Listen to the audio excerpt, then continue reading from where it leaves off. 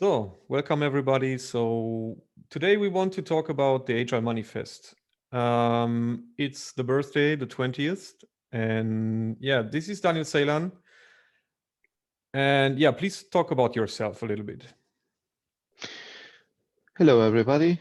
Thanks for watching this video. A little bit about myself. Well, I wrote my first software in 1989 when I was a kid. I programmed for myself some games, and then yes, and when in 2007 I got in contact with Scrum and the Agile Manifesto. And since then, I dedicate to coach agile teams and to introduce agility in the work environment. So I fall in love with the agile revolution, and I'm I'm a fan of evangelizing and driving the cultural change. Mhm. So right now, I'm dedicated to the coaching discipline and assisting people on creating dignity at work and establish commitment in teams. Nice. Yeah, to have dignity at work. That's a good value. Yeah, so when we talk about the initial idea of the Agile Manifest, what is it? What is the motivation? Well, this is a very important question, what you bring, Christian, because many times I have the feeling that we forget the origin of this or the motivation, the initial motivation of creating this manifesto. And from my perspective and my understanding, this manifesto was the result of a crisis.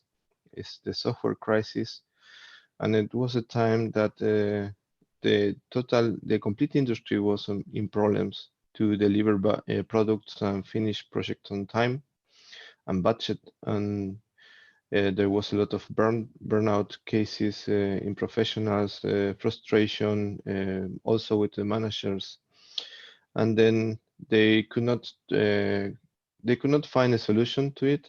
The many people tried to find a scientific solution to the problem. There were uh, over 20 years running investigation on how to drive a project with effectivity and success without good results. And I think the Agile Manifesto was conceived on a weekend where 17 experts, big heavyweights of the software development met in Utah and create this manifesto. So a manifesto in principle is a declaration. It's like a declaration of independence. So it's when the people get tired of something or they just need a change by force, they make this kind of declaration. So I think it's not innocent to call it a manifesto.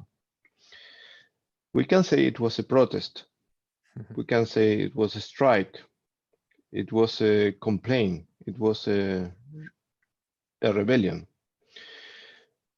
Um, and from my perspective, we can watch it as a conflict between two social classes. We can say the governance management and the operative IT people. And then this conflict, this manifesto come to try to solve this conflict. And when we read the manifesto, today we are celebrating 20 years. And in 20 years, we cannot find a better version.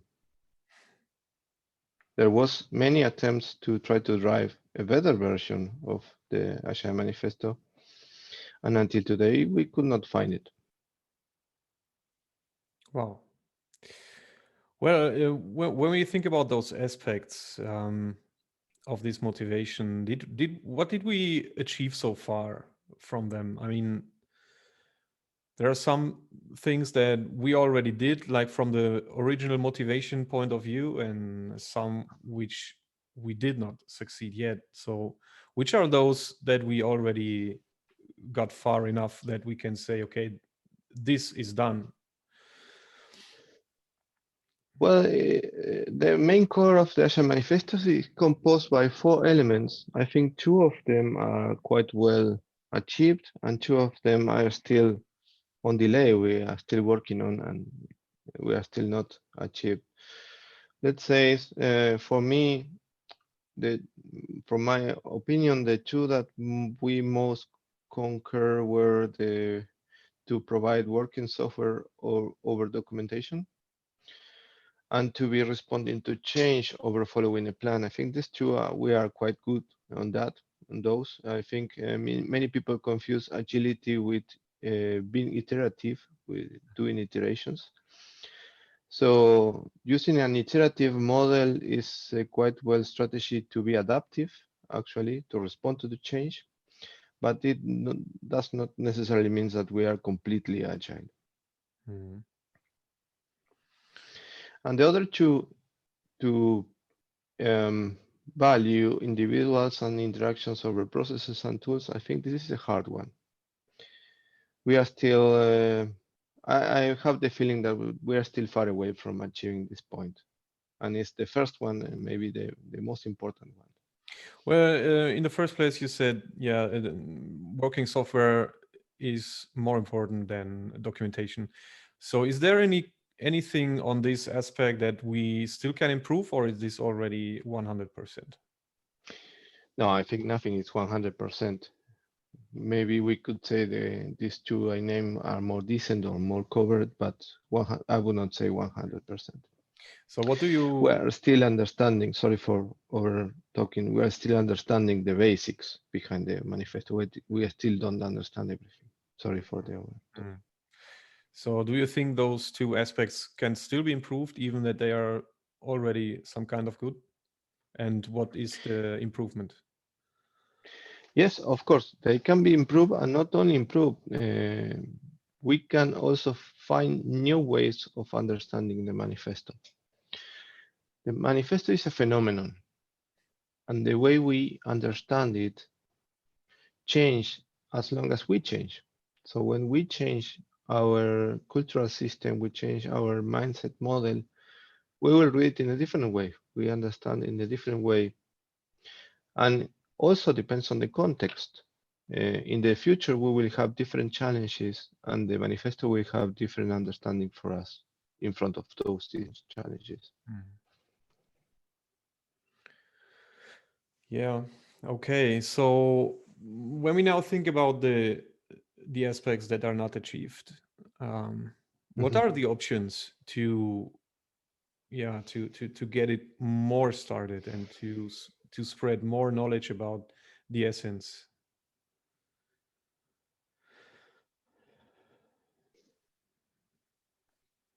Well, I think what is missing is the maturity process, let's say. So we mature as long as we get connected to the life and to reality, and until those people that has a responsibility to have a leadership role don't take contact with the relevance of the people over the processes, or to have more contact from emotions over rules, then we have still a way to walk with. I would say I would put the maturity in the center of the point. So I think it's a matter of maturity. Mhm. And yeah, maturity is a process that takes time and also need experience. We mature through experience. So we still need more experience. And the people that are not still in this level of conscious, they need just more flight hours, let's say. Mhm. Yeah, interesting. So you're working in this field since a decade, more or less. So Mhm. how did you experience, or how is your experience towards the growth of the community of agility? Well, it grew really fast, really, really fast. It was amazing. It was amazing how fast it grew. Actually, it's becoming a challenge because now we have much more diversity of point of views and initiatives and frameworks. And it's becoming a challenge, but it's a good news that it get grows. Yeah. In the beginning, it was really hard for the people to talk about agility. I was not in the very beginning, but I was more or less 6 years after the birth of the manifesto. But anyway, in that time, to talk about Scrum or Agile was some kind of innovation. Mhm. Yeah, it was new, of course. I think it was a challenge. Yeah.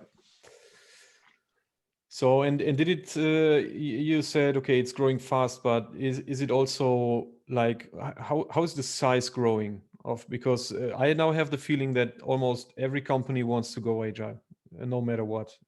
Hmm. Yeah, even if they don't understand what is Agile. Mm. Yes, it's became something like a pandemic. But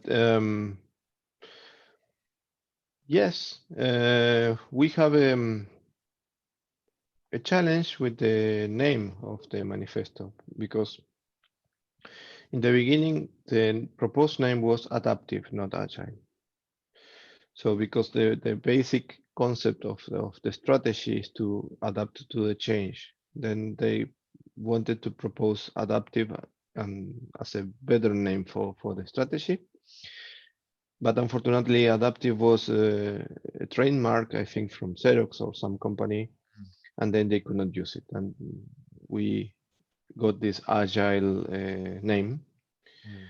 what creates some kind of confusion in the people because many times people think that agile has to do with velocity, with speed, and then that we want to be agile because we want to be faster. And this confusion is, I think, is a very commercial name, let's say. Mm. Yeah, actually, it was proposed by Mike Bill, rest in peace, and it's a very commercial name. I think the name helps a lot to spread the ideology, Mhm. but the name don't reflect 100% the values behind. And then this growth is becoming a challenge because a lot of people are selling agility like a strategy for velocity, Mhm. and that creates more confusion, Yeah, I got it. in my opinion. So when we think about you would have been part of the authors of the manifest, one of the creators, what would you have done differently, if at all? Oh, that's very hard to say because the manifesto, as I said, is almost a perfect document. Um,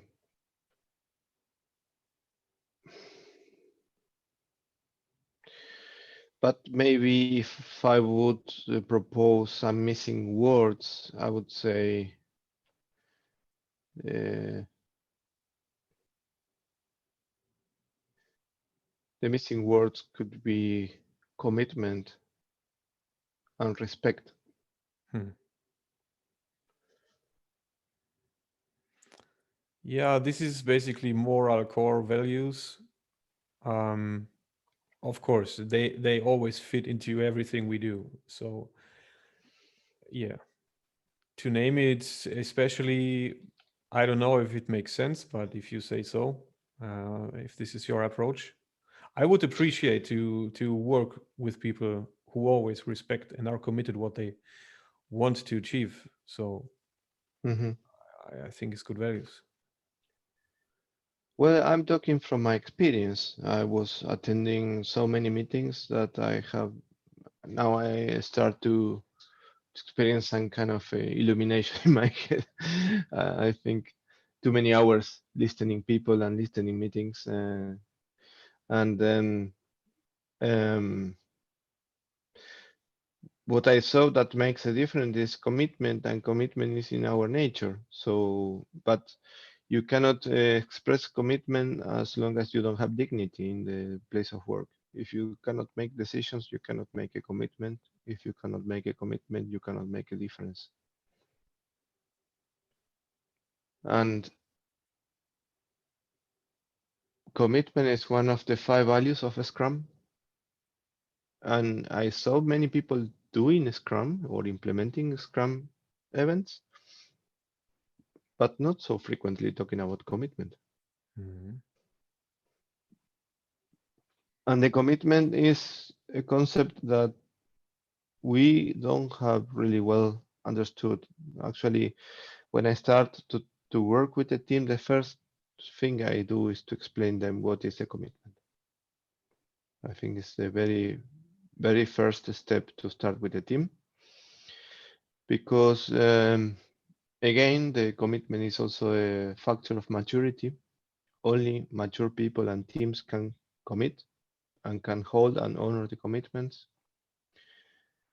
And the lack of maturity many times brings to the situation that the people avoid the commitment.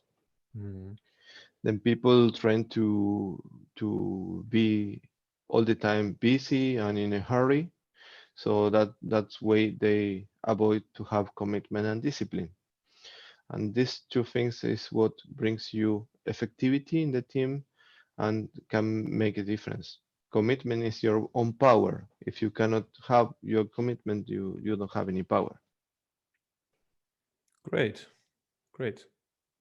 So yeah, we talked about the companies like doing agile because of agile. They don't know really why they want it and what it is. But imagine those companies who really want to do it and understand the core values, um, but there are some still struggling. So what could you recommend to those? Well, it's a very irresponsible attitude to give advices. Can you specify a little bit the question? Yeah, I mean, if you would try to help out a leader of a company because Hmm. he knows agility is something profitable to him and also supports the values of agility, and Hmm. but still somehow is not working for him or her. And could you somehow describe what aspects can be difficulties? I have something. Yeah. Um, Thanks for specifying. Um, what I would recommend to a leader or someone that aspire to be a leader is to learn to listen. So it's much more important for a leader to be able to listen to people than what he has to talk about. And there is a lot of leaders that are talkers and they don't stop. And they have problems to listen. And listening the people is not just hearing the words, because the written language you can read an email, but when I'm hearing you, I'm feeling also your emotions, your state of mood, and I can feel your way of being. So I can listen much far away, much more things. And that's why one of the elements of the Agile manifesto is the face-to-face conversations. They, it promotes face-to-face conversation, even if it's through a video in internet. Okay, it's far way much better than an email. Now we understand why. And to be able to listen is far away much powerful tool for leadership than talking. Mhm. And you need to try to understand the other person necessity. Mostly when the people are experiencing some kind of pain or frustration, you need to understand their perspective. And one of the challenges for leadership are the conflicts. And to navigate through the conflicts, you need to understand first that the conflict is an opportunity of learning. It's not a bad thing. And to have healthy conflicts will drive to healthy relations. And the possibility of whatever you can do with this system, social system of humans, are the relations. The power comes from the relations. You don't have any power. You are not powerful. People don't have power. we have powerful relations. And we cannot have a relation if we don't hear each one, if we don't listen to the other person, True. and if we don't connect with what the other people need. True. Then you can use the conflicts to fight, or you can use the conflicts to build the relation. Mhm. And if you avoid the conflicts, you are choosing to destroy the relation also.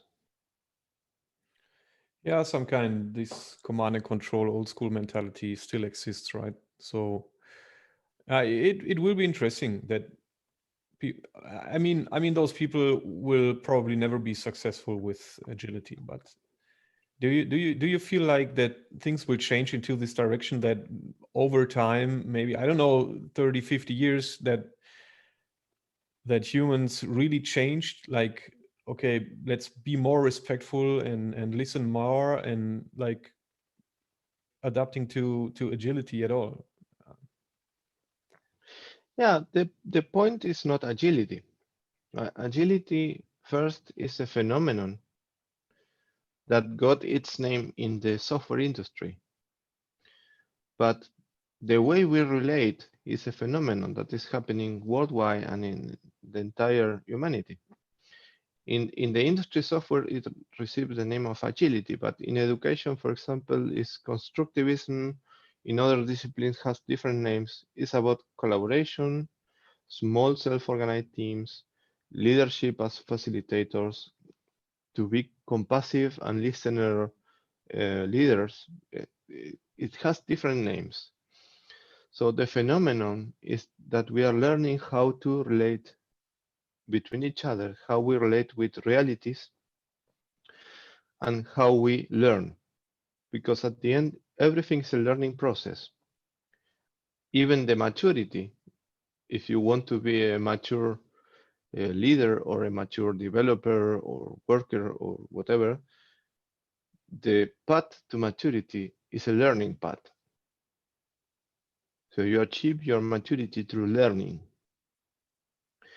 So I would say the key element in the center is not the agility. The agility is an accessory. Mhm. The key element is the learning.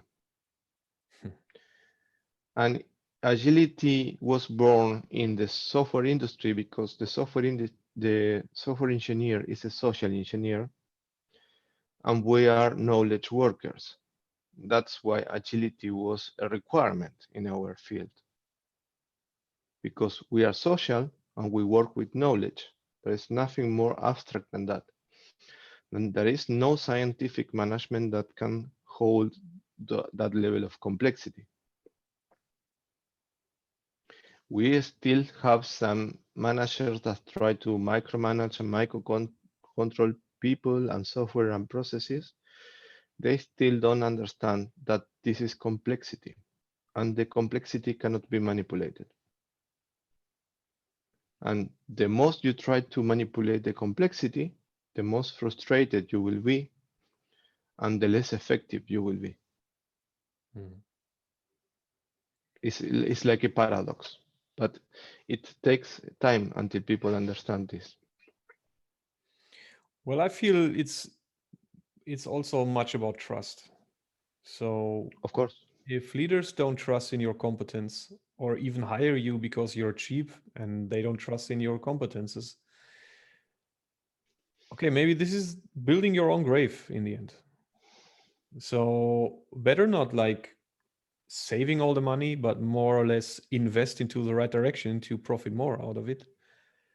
Might be a much better idea, of course.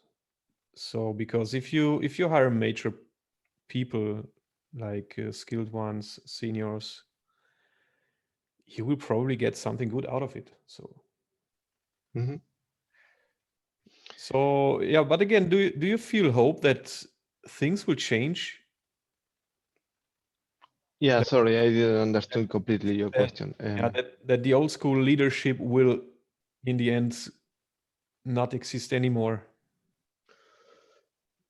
Yes, of course, it's a change process. Yeah, I think it's something that is happening.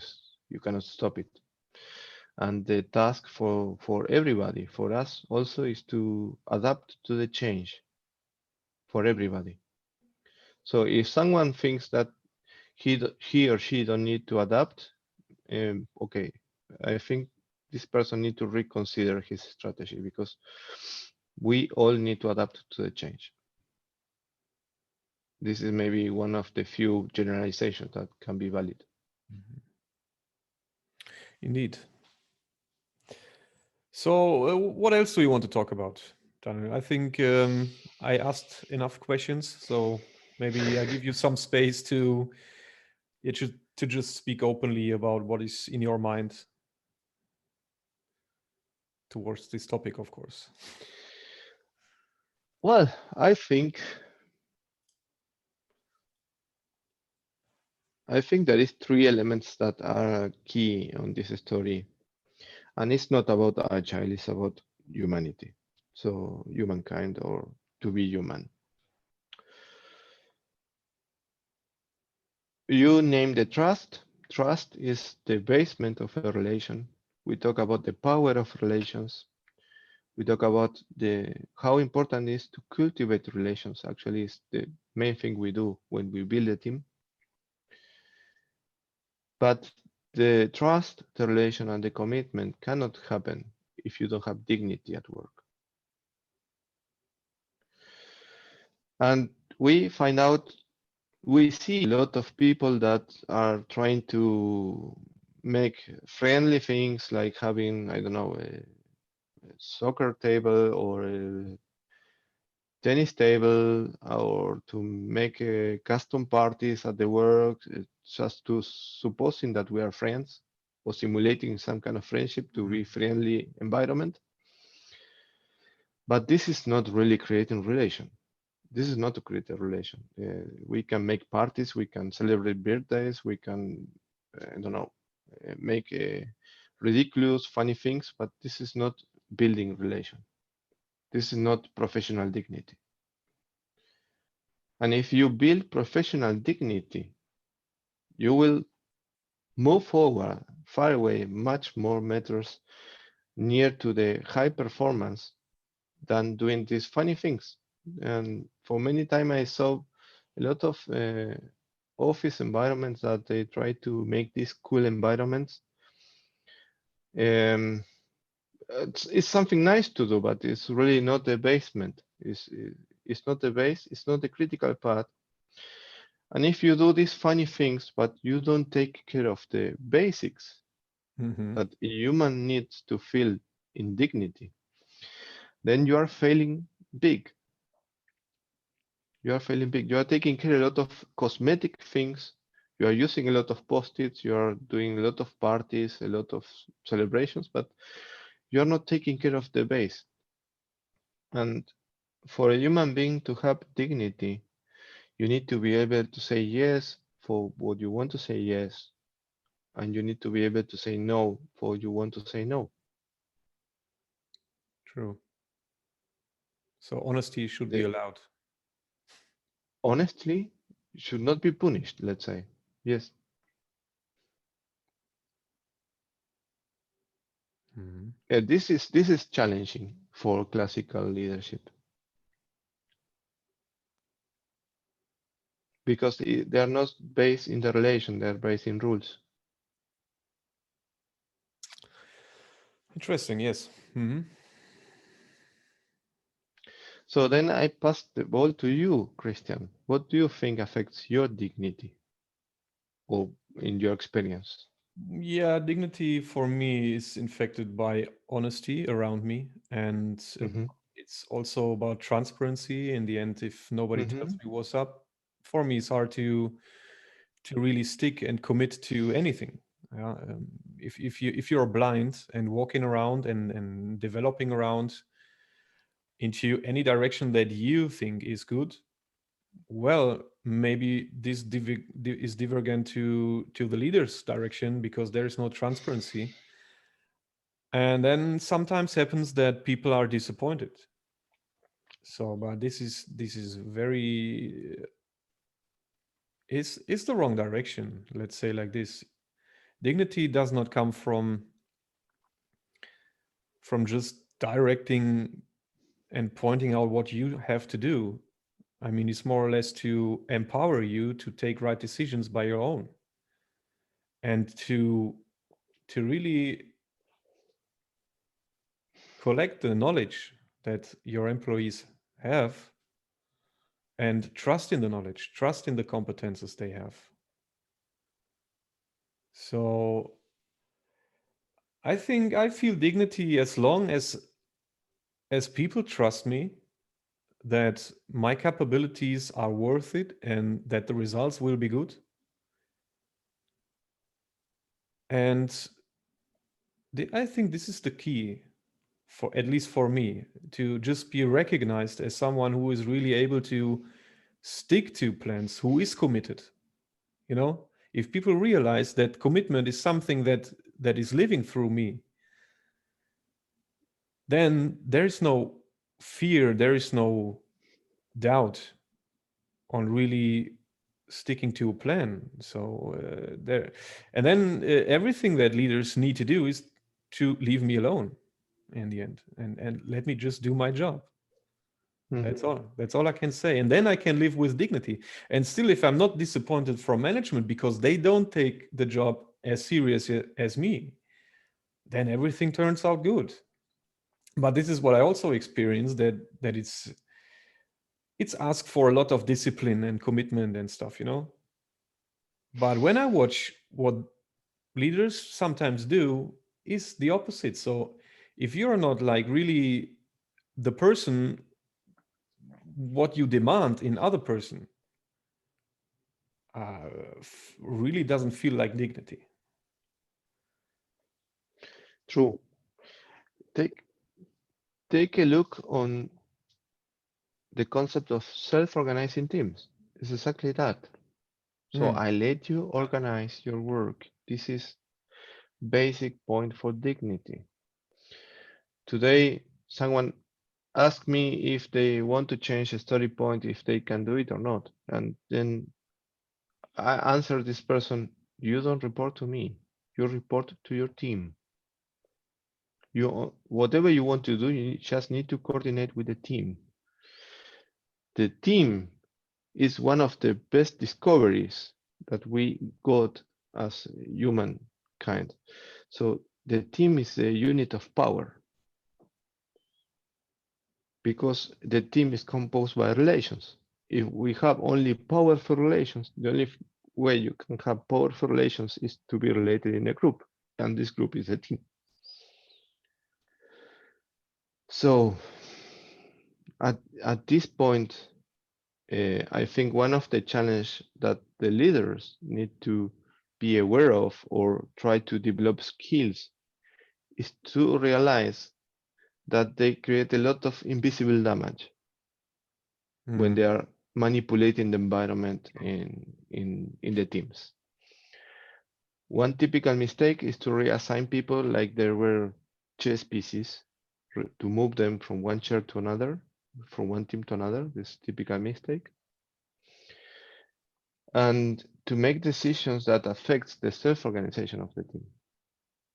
These are borders that you can easily cross and you don't realize how much damage it creates. It damages dignity, it damages commitment, it damages trust, motivation.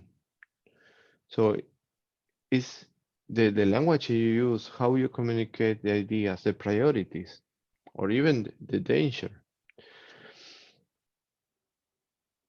When you don't engage the people, when you don't empower the teams, you are creating a lot of damage that tears down the energy of the people. Mm. Then I would say the main responsibility for leadership is to be a trust builder, to cultivate commitment, and to provide dignity to the teams. Well said, well said. So, Daniel, I think we are done. Thank you very much for the conversation, and I hope I Thank see you. you soon. And yeah, I wish for myself all the best for the Agile community and that it grows and grows and grows the next 20 years as well, and has a good influence into companies' leaderships. And yeah, stay tuned. Do you want to say something before I end this session? Just thank you and wish everybody to have a good, happy learning and just enjoy the trip, enjoy the change. Well said. Okay, guys. Thank you very much and see you soon. Thank you, Christian. Thank you, Bye everybody. bye, Daniel. Goodbye. Goodbye.